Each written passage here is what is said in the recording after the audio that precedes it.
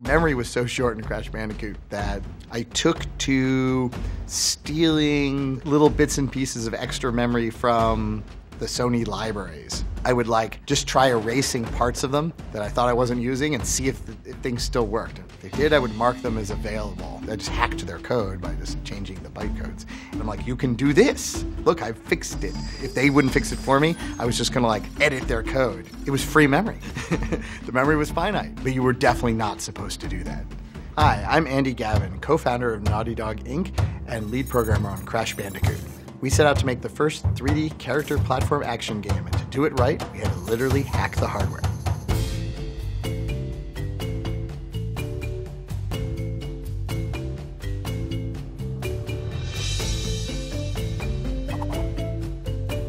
It was part of the Naughty Dog philosophy to leave no stone unturned, no cycle of CPU or GPU or byte of memory that you could use unused. So if it existed there in the machine, whether we were supposed to use it or not, whether you had to use some crazy trick to use it or not, we would figure out how to make the most of it.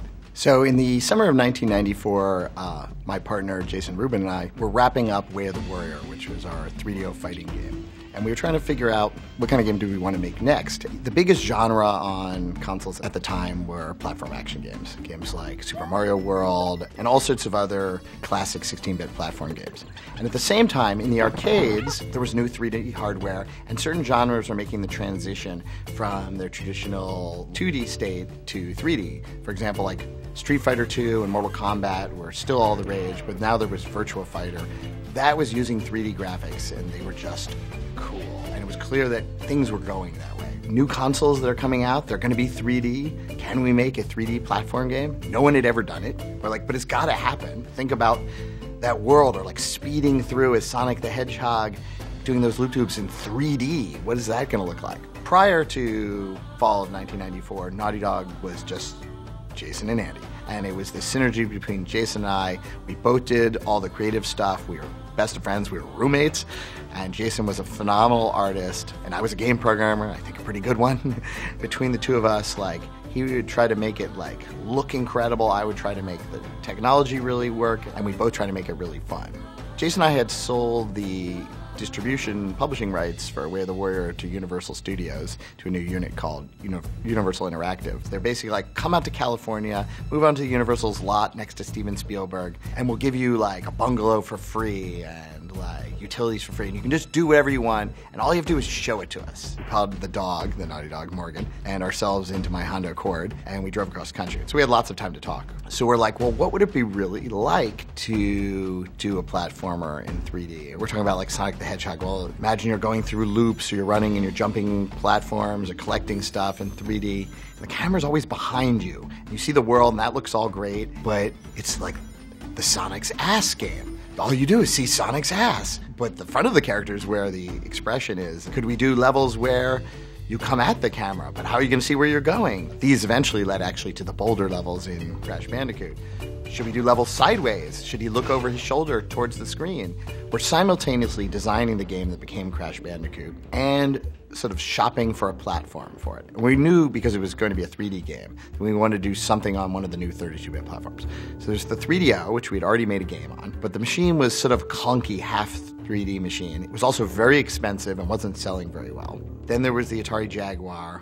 We just sort of took it as a bit of a joke. And then you had the big guys all about to release new machines. You had some mystery machine from Nintendo, but we had no way of knowing what Nintendo was up to. They just basically didn't talk to Americans. Sega had two things going on. They had a 32X, which was coming out that fall, which was some kind of way in which you souped up the Genesis. And then they were making this new machine that, I don't remember if it was called the Saturn yet, but it became the Saturn. And then there was this wild card, Sony. They hadn't done video games before. We heard they had this powerful new machine. So we contacted both Sega and Sony and got the information on the machines, which they gave us. You have to sign your life away and your firstborn and all that. And then you could order the machines if you gave them the deposit and stuff. And then Sony had this new machine, which was all 3D. It could do 2D pretty well too. And it was a new, clean design, very similar to high-end commercial 3D hardware like the Silicon Graphics hardware, but with a bunch of simplifications to make it much more economic. And there were two main custom chips in the PlayStation 1, a graphics unit and a set of of custom MIPS CPU. But the GPUs today are wildly more complicated, and they also do a lot of the math work that old GPUs in the 90s did not do. PlayStation 1 GPU just drew triangles on the screen, but it was pretty good at it. It could draw about 120,000 polygons a second of triangles, which was phenomenal. If you were using a PC at the time, they had no 3D graphics hardware. They had like VGA boards. You'd be lucky to get a couple hundred polygons because you had to do them all in software. But here was the PlayStation, which was going to be like $199, $299, whatever it was. $299. And it was like a complete machine with a CD drive and with the memory and everything. Console machines, like compared to PCs at the time, a world of difference. We're talking Windows 3.1. And DOS. To run a game, you usually had to have a boot disk with like custom auto-exec batch and config sys, and you had to open up your machine. This was not a very game-friendly world on PCs. The PlayStation or a Genesis or a Super Nintendo, you just shoved in the cartridge or the CD, pushed on, boom, it booted. I liked the Sony best. It was neat and clean and powerful and intended for 3D. I really thought it was the only one of those machines that actually do what we were sort of like aiming at.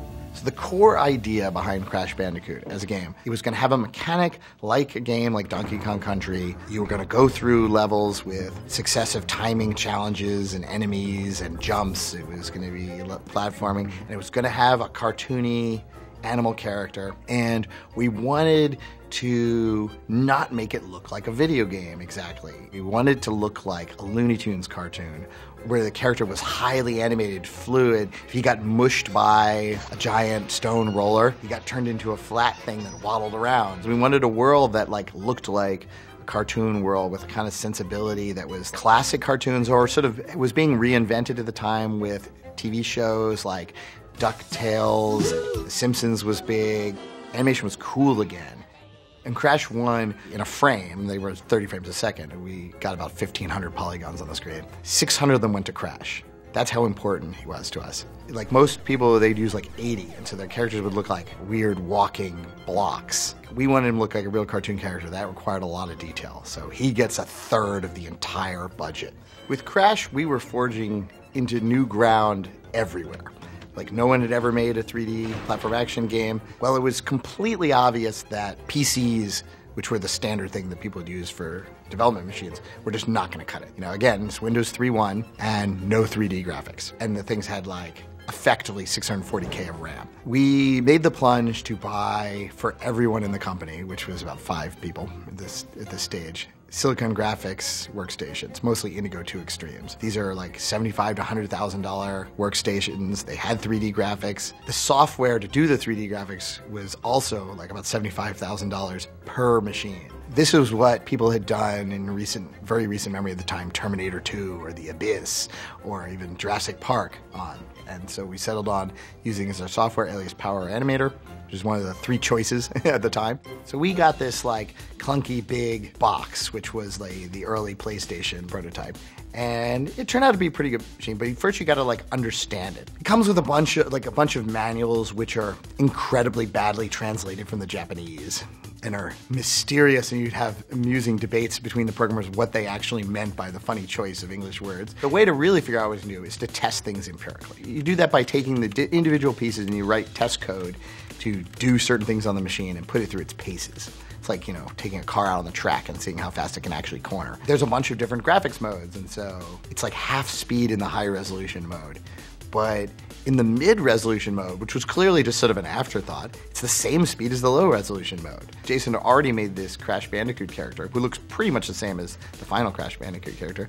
And so I had that draw on the screen, and we shrank it down to about the size it would be on the screen. I ran some code to actually calculate the number of pixels that each of his polygons occupied on the screen, and it turned out they were like, the average was like 1.2 pixels. So I'm like, well, why would we texture these polygons? We decided for characters, let's not use the texture mode. Let's just use the faster, easier to use shaded mode, which most people didn't do. Most people just used textures. And part of this is because we ran the tests and found that the non-texture mode ran twice as fast. Like if you didn't run the tests, you just sort of like used the numbers in the book, it just gave you one number. You know, so we figured out that PlayStation could actually draw a pretty decent number of polygons per second from the graphics hardware. but you have to do the math to figure out where those polygons are going to be. These days, like almost every computer and even your phone have advanced GPUs, and they have vertex units, and they do tremendous numbers, gigaflops often, of multiply adds. But in those days, like most computers, just did multiplies and adds one at a time on the CPU, and they could do like hundreds or thousands, not billions. This was a serious problem. There was this fundamental problem in the PlayStation sort of hardware-software interaction where its math side was just not up to snuff. But we kind of knew that this was a software issue, that like Sony just wanted us to use these libraries like that they had written, but they weren't really like using the machine to its fullest. Somewhere in here, the designers had put hardware that was designed to do multiply adds, because you need to do millions of them. But this was all hidden behind a bunch of like C programming language libraries that Sony had, which you gave them the numbers and it multiply added them. And those things performed terribly. While the graphics unit could get 100, 120,000, somewhere in that range, polygons per second drawn, the libraries could only transform the math for them for maybe like 5,000, 10,000, which was just not going to cut it. So the base tested performance on Vertex math on the PlayStation 1 using the official Sony way of doing it, calling their graphics libraries, was like at least an order of magnitude off, like 1/10 of what it should be. Just didn't run fast enough. We kind of did what any sort of good scientist does, and you just sort of take it apart, and got enough of that figured out that I knew that there was like actually some real horsepower in there, but they were kind of like hiding it away. With that particular problem, through a series of campaigns through some of the guys I knew at Sony, the creative solution on both sides turned out to be, here's how it works. 2 pieces of paper slid across the desk. You didn't hear it from me. But that was actually enough. We just sort of systematically worked through what was on there, and it turned out that there was this little sort of math side brain, it's called a coprocessor, inside Sony's custom CPU, which actually could do this very specific and limited math that was needed to do the vertex transformation, and could actually do it just about the speed that the GPU could consume it. In pretty much every dedicated gaming hardware since the beginning of arcade games, there's always been 2 pretty much always there main brains. You've got the graphics unit and you got the CPU. CPUs, like particularly old CPUs, move individual numbers, and that allows them to do anything that computers can do. But it's like they have one thought at a time. The graphics unit, because graphics is a more game-specific area, it was some way in which it renders its graphics like in hardware. Early 80s games, even something like Galaga or whatever, where like the aliens are sweeping down, those are what are called sprites. The CPUs at the time could not draw sprites. These little graphics units were designed to do sprites and scrolling backgrounds. Basically, all of computer graphics technology has been driven by the video game. But you always had this balance in these machines between their sort of graphics brain and their sort of general math brain. Graphics units nowadays can do in parallel sometimes thousands of these same operations. And that's why the actual sort of processing power on a GPU is way more than a CPU. Like they have many gigaflops, teraflops on some of them, but they don't do as general stuff.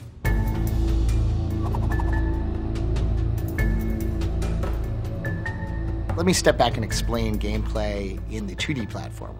Let's take Donkey Kong Country. You can move forward and backward in the level, sort of left and right, and you can jump up and down or jump up on a platform. But essentially it's kind of linear. Usually go to the right, and obstacles come to you. This goes all the way back to like Pitfall in like 1980. You might swing on a vine to swing over a bunch of spiky things. Monsters may be crawling on the platforms or bees flying above. It's a linear progression. You can see where you're going, and it's sort of very fast-paced. It's like jump, jump, strike, jump, jump, strike. So it's all kind of nicely lined up in 2D. The designer measures out this almost rhythmic, musical progression of game. This is one of the things that makes these games really addictive and fun.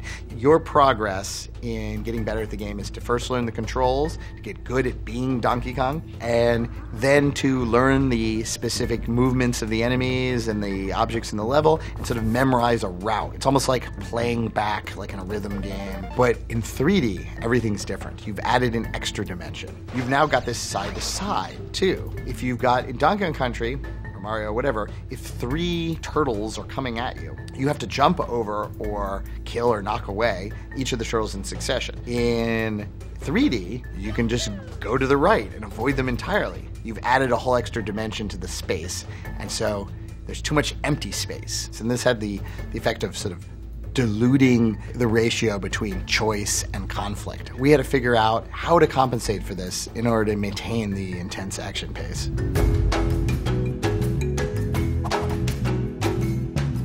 We had this realization that basically we had added a dimension. So the simplest strategy was take out a dimension, but take out different dimensions in some way. An example of that was, say, like the boulder level. The dimension we're actually taking out there is time. It's not one of the 3 spatial dimensions. Because of the hurried nature of it, that the boulder is going to smush you if you don't move like now, you don't have the luxury to pick around those other dimensions. So it drives you through the otherwise sparser thing so fast that it feels just as intense. And the hog level is a reverse of this. But instead of the thing moving at you, you keep moving at the things. Like you're on the hog and you can't control how fast he goes. He's a wild hog. And you have to navigate, really mostly left and right. And then we had the more normal 3D level. In something like Insanity Beach, we put walls of jungle up in order to sort of narrow that dimension down, not fully, but partially. And then there's other things to help narrow it down by, for example, the enemies, say like a crab or skunk in those levels, they track you laterally. That doesn't mean we can't use the new dimension when we wanted to, because you can have a box on the left, a box on the right, and then you can make interesting things where they have to choose to face this peril and go over to that box, or if you're in like something like Hog Wild, we would deliberately do this. It might be that the spiky thing is over on the left with a box, and the clear path is on the right. So the simple way to survive that obstacle is to go all the way over the right and just ride past the spiky thing. Then you leave the box unbroken. To get the box, you have to like go to the last minute right in front of the spiky thing and then slide over. So it gives you this choice. Or timing elements, like on some of those 3D in-out type levels, like the rollers that go in there, and then you can time together things like you got these roller ones, and then you have like a platform before it, so you have to jump. But then you can add to the tension by making the platform like drop. It's like a time platform. You get on it, it goes and then drops. And then we had other format levels where we took away a dimension. For example, there's a bunch of levels that are kind of like, say, the wall. It's essentially kind of 2D. I mean, you can come out, but we've just made a somewhat 2D level by fixing the camera looking to the side. And then there's another type of level where the camera's up like this, and Crash moves in a sort of grid, but there's not too much play with the up and down, and instead of being wide open, you're above something deadly on walkways. In each of these cases, we're like adding constraints or removing areas of degrees of freedom to try to narrow it down and increase the intensity. But because we have this extra dimension, the game is more varied than a traditional 2D one would be, because we're removing different dimensions in different levels. We have like 7, 10 different strategies for removing dimensionality. Boxes, too, actually were designed to fill in the void. There's not actually that many enemies on screen because we couldn't support that many, but we filled in the empty spaces to a large extent with boxes. And then they can drop down in the stacks and you can create puzzles out of it. And so they had, for what's a simple object, a few polygons and a few rules, they're incredibly versatile. We totally knew we wanted to do this kind of animation, never really been seen in video games, like this sort of Looney Tunes style, distorting animation. It's a very stretchy, rubbery style of animation, which is done in traditional cell animation. That meant that the characters had to really animate. Traditionally, in sort of low polygon, 90s era graphics, you would make your characters by constructing a very small number of bones. Upper arm bone, lower arm bone, head bone, and you would stick all of the art that pertained to that character's upper right leg on the upper right leg bone. And the bone was like a rigid thing. It was like a joint. It could be rotated or moved. It could kind of go like, and if you wanted fingers, you had to have like lots of bones. That was just too much math for the PlayStation handle. We just knew it could never handle tons of bones. And you certainly couldn't do something like say he gets his hand hit by a hammer in a cartoon. Well, what happens? It swells up like a balloon, or it gets flattened into a pancake and something like that. You just couldn't do that at all with the whole bone system. A game like Virtua Fighter in the arcade used the classic bone system. Now, this worked okay for a fighting game because there's not a ton of deformation, but the characters are a little stiff.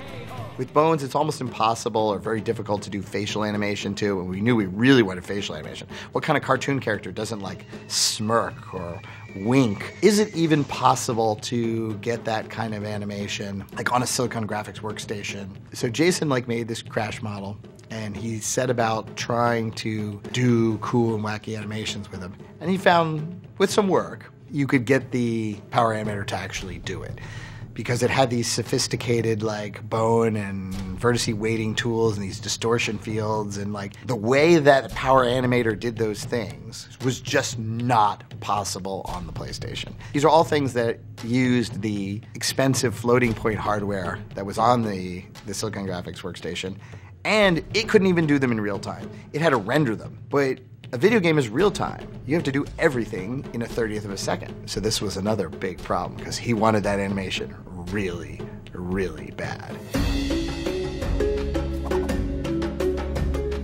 I'm like, well, we can read the positions of all the vertices. If you know where the positions of all the vertices are in every frame, then it doesn't matter what kind of bones. The SGI can use 1,000 bones, and it's all the same. You're just drawing the polygons and their vertice positions, and it can be done even quite fast. You don't have to do any bone work, so you don't have to spend any CPU on bones. But the problem with that strategy is then you have an animation where it's 30 frames a second, and Crash is 500 vertices, maybe 600 polygons, and you got to store the position in every frame animation for every vertex. That's a lot of data. But at the same time, we also are already committed down this crazy memory strategy to 30-fold our data. So, well, we can handle a bit more data than other people can. So we would bake down the animation data using all of Jason's fancy effects in Power Animator. I did it and it worked because the PlayStation development unit had 8 or 32 megs of memory. So you could have a much bigger thing than would ever work on the real machine. So we're working with this for months, and always I'm thinking, we're gonna have to fit it in there somehow. It's just so huge, it's gonna have to get smaller. But I had this hunch that there really wasn't so much data in a mathematical sense, that we could write a domain-specific compressor, it's called, for this. So what that means is data in a sort of computer science theory has a certain complexity. There's a pattern to it and limits to it. And with the animation data, it can tolerate some data loss. This same theory is why JPEG works, and why JPEG totally changed the internet and totally changed how images are stored. For JPEG, you transform the image into frequency space, a difficult mathematical transform, and you throw away the high frequency junk, flip it back, and depending on how much junk you throw away, it looks better or worse, but it's still the most important parts of the image, and it got 1/20th or 30th the size because you took out the unimportant stuff. But I was pretty convinced that this animation data was like that you could take out the high frequency information. A vertex in its waist, it wouldn't move up and down that much. Mark wrote this program where he took a bunch of the animations and it analyzed every component, every vertex, and calculated the dynamic range, or the amount of change that occurred across animations, and found that indeed the information change was quite low. They just didn't do much. So it turned out we could use this very specialized thing where it would analyze a particular animation, and then it would figure out the range that all these things, and would have a map at the beginning that said vertex 7, Y, low information, so it only needs 2 bits and it moves over this range, and this one needs this many bits. The end was something 50 or 80 to 1 compression. The data got 50th the size. In looking at the original PlayStation 1 design, while it was well designed and balanced, the machine had 2 megabytes of RAM and 1 megabyte of VRAM. But it also had the CD drive, which was 640 megabytes of read-only storage. And that's a lot more. The ratio is very big. So I had the theory it would be possible to make levels much bigger than 2 megabytes. Like in a normal game, you have a game like Twisted Metal or something. You go to the Eiffel Tower level, and it would load the Eiffel Tower level into, say, 1 megabyte. So they would have a certain amount of art in them. An animation was about 1 megabyte's worth. Now, you could do various things to try to squeeze that down, but there's no way getting around this basic thing, and people didn't really try. Here's how it basically works. So the computer, the CPU and the GPU, can only really access stuff that's in the memory right now. Every 30th of a second in a video game is a right now. It's render my frame. Anything that you're actually going to draw right now, any animation you're going to be using right now, any sound you're going to be playing right now, has to be in memory, because you can get to the memory quickly. The CD takes about 1/3 of a second to move its head to any specific spot on the CD. It takes some time to actually load the data. It could load a megabyte in maybe 6 seconds or something. So you can't just go draw 1 frame and go get a new different megabyte off the disk, because it's going to take you 8 seconds to get that different megabyte off the disk. Well, what are you going to do? Just sit there, do nothing for 8 seconds? You can do that between levels. So when a level switches, that's why a typical game would go to a loading screen and they'd load that whole megabyte or whatever off the disk. The CD is just a further storage. It's bigger, but it's slower. It's further away from being able to use it. But why can't you use it? It's there on an early PlayStation game. And they have like 1 megabyte levels or 2 megabyte levels, and the CD is 640. Well, that means they could fit 300 levels on the CD. Did they have 300 levels? No. That would take them like 10 years to make the game. So the CD is just mostly empty, or they fill it all with music, because music is kind of fat, or video or something. But a lot of times it's just empty. Games like Twisted Metal might only be 50 megs on the disk. And so every game's levels were going to look like roughly a megabyte, maybe 1.5 megabytes of data. Now that was sufficient. Many, many PlayStation games were made, but it was part of my theory that didn't have to be so.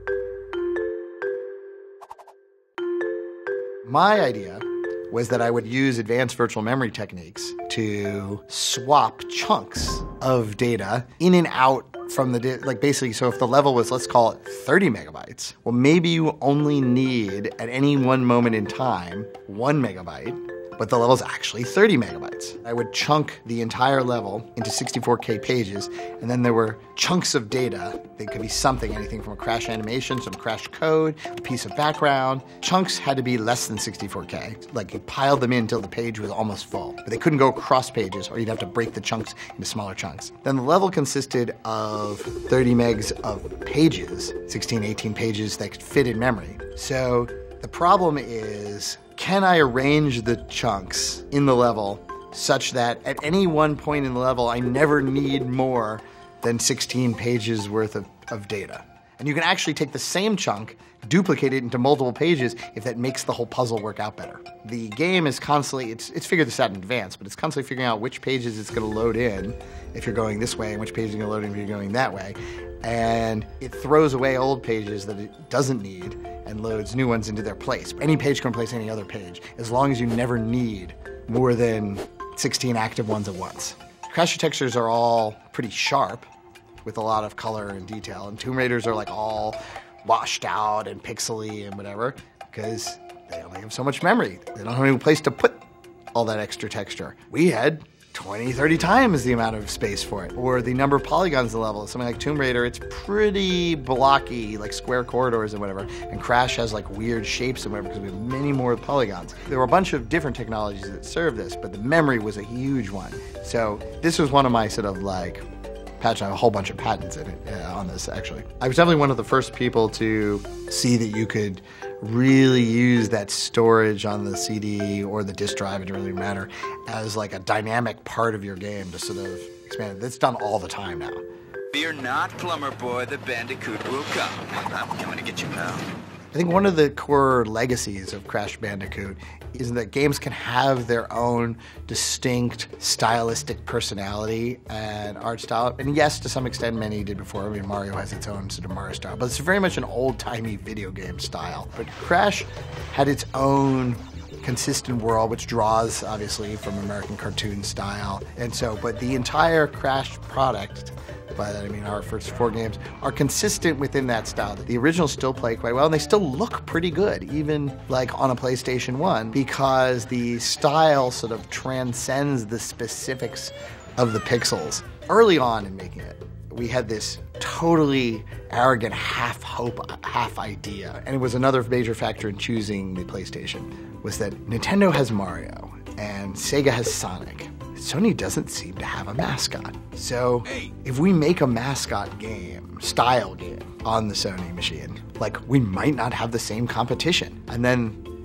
there was this fairly immediate buzz where they're like, we have to have this game. Like, we have to make sure it's, like, only on the PlayStation. And, like, we deliberately set up to be in the position to maybe do it, and then we sort of instigated it, but that it worked out was, like, kind of miraculous. She did it. But our dream was to become the mascot. Now, Sony never even when they bought it, they never, like, officially, they're like, oh, it's not a mascot. We don't have a mascot, like, and whatever. But, like, everyone assumed it was a mascot. And they got so behind it that they just bought the rights from Universal. Hey, plumber boy, mustache man, your worst nightmare has arrived. Crash Bandicoot started off selling well, but it just kept on going and going and going. Crash Bandicoot, the first one, sold better in its second year, maybe in its third year. And I'm pretty sure that when we shipped CTR, in the Christmas week of CTR, Crash Bandicoot 1 sold more copies in that week than it had ever sold previously. First of all, it was a really broad appeal game. Like, everyone could kind of play it, whether you were a young kid or you were a hardcore gamer. It wasn't highly violent, but the characters were appealing, it was funny, and the gameplay was, like, pretty intense and approachable. So you could just sit down and play it. And this is one of the things that we really wanted for it. I wanted a game that you didn't have to think too hard about. Crash Bandicoot was really the crucible in which the Naughty Dog philosophy was forged.